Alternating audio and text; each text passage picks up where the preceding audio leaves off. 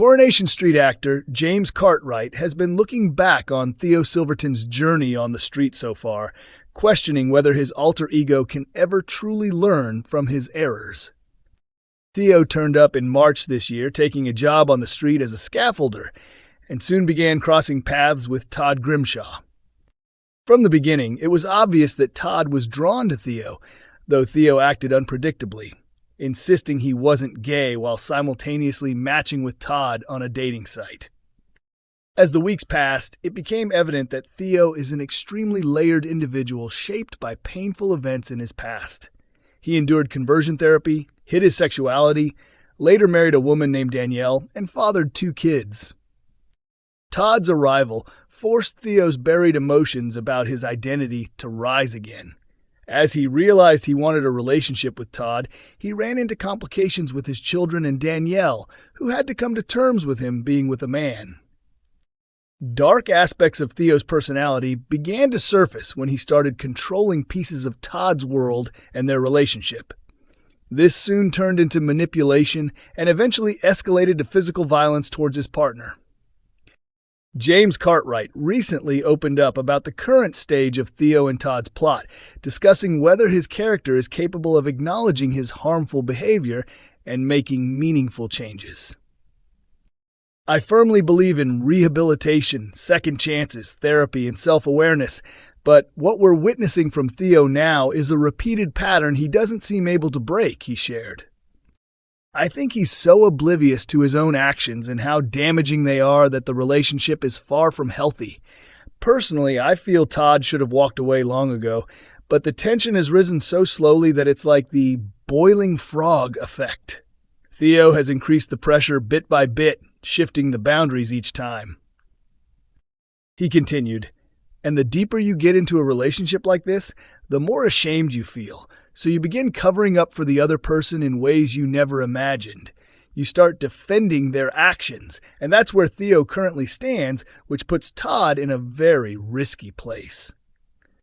In episodes airing next week, Theo's fury erupts again, leaving Todd suffering from his aggression once more. "It's another step up, and it's both startling and frightening for Todd," James explained. Theo snaps whenever he struggles to communicate his emotions. He doesn't know how to express himself, so his anger explodes and he becomes highly unstable. Exploring how Theo reacts after harming Todd, James added, "I don't think his actions are ever planned. He's not a psychopath, but more of a narcissist.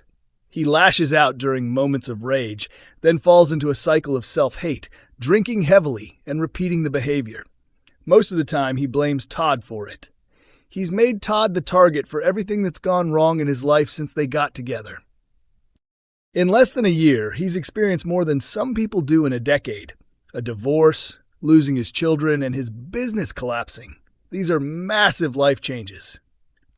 He concluded, "And the person he's chosen to blame for all of it is Todd, because he walked away from what looked like a perfect life to be with him. So when everything fell apart, he pointed the finger at Todd. When Theo flies into a rage, he explodes, and afterward he must face the fallout, which is when the self-hatred sets in. A shocking death-related twist is set to unfold in Coronation Street as a disturbing trauma resurfaces. In upcoming episodes, Becky Swain unexpectedly receives a mysterious package, and in a grimly ironic nod to someone who is supposed to be deceased, it turns out to be a funeral wreath. However, since she is very much alive and the wreath carries the chilling message, "Rest in peace again," it feels far more like a direct threat. But who would send something so sinister? Carla Connor certainly has reasons to wish Becky out of Weatherfield, but sending death threats isn't exactly her usual approach. Becky immediately seeks out Costello, explaining the delivery and insisting that whoever sent it clearly wants her gone for good. She vows to uncover the culprit. Before long, Becky identifies her prime suspect, Costello himself. It recently came to light that Costello had assisted Becky in staging her own death after the criminal she was working undercover to expose figured out her true identity. Because of this, Becky's sudden reappearance has put Costello under immense pressure, threatening his job and reputation.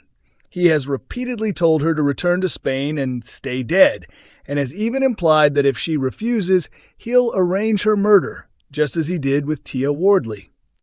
Becky refuses to leave, so Costello ramps things up, Don Broney explained. He basically says, "If you think Tia Wardley died naturally, she didn't. I had her taken out, and the same will happen to you if you don't get yourself back to Spain and let me clean this mess up." Becky, however, shows she can be just as ruthless. She visits the precinct and takes photographs of a group of teenage girls. Costello is horrified when he receives a message containing a picture of his own daughter. Realizing Becky is issuing a thinly disguised warning. Moments later, he gets a call from Becky, which is overheard by Kit Green. When Costello later fails to arrive for work, Kit grows suspicious and begins to wonder whether Becky might have been involved in his sudden disappearance. Word soon spreads that Costello has been violently attacked, and Kit confides in Lisa that he believes Becky is responsible. The question now is, will Lisa believe her not-so-dead wife is capable of such a brutal act? Coronation Street's Fizz begins to think about leaving after receiving worrying news from her family. There's no denying it. Fizz and Tyrone have become the modern-day Jack and Vera. The lovable pair have set the standard for relationship goals on the cobbles, weathering both victories and heartbreak. Unfortunately, the Corey team have leaned heavily on the heartbreak recently, especially after a devastating hit-and-run left Tyrone with long-term injuries, something Fizz is struggling with far more than she admits. Fans have already seen Hectees pushed to their limits as their feuding daughters clash, with Ruby mocking Hope over her embarrassing and outdated phone. This sibling tension drove Fizz to her limit at the factory, where she cracked under pressure and unleashed her rage on her sewing machine. Since her workplace outburst, Tyrone has tried hard to pull himself together and show his wife more appreciation. But it appears Fizz is still having a hard time this week when she tells Tyrone that Scylla needs surgery and has no one available to care for her. Taking charge, Tyrone insists Fizz should visit his mum, promising he can manage on his own for a few days. However, Tyrone is already finding things difficult when he rings the cab office and informs Cassie he needs a ride to his physio appointment. His mum steps in, insisting she'll personally drive her beloved son. Will Tyrone make any progress during his session? Elsewhere, choir practice hits a sour note as Debbie and Glenda nearly end up fighting over the song choice. Songs of praise, try songs of fury. All that bickering seems to trigger hunger, and Chesney soon shows up with pizzas for the choir, only to be surprised when he spots Fizz in the waiting area. Why isn't she at Scylla's? It seems Fizz may not be coping as well as she pretended. Coronation Street airs Monday, Wednesday, and Friday at 8 p.m. on ITV1 and is available to stream on ITVX and YouTube.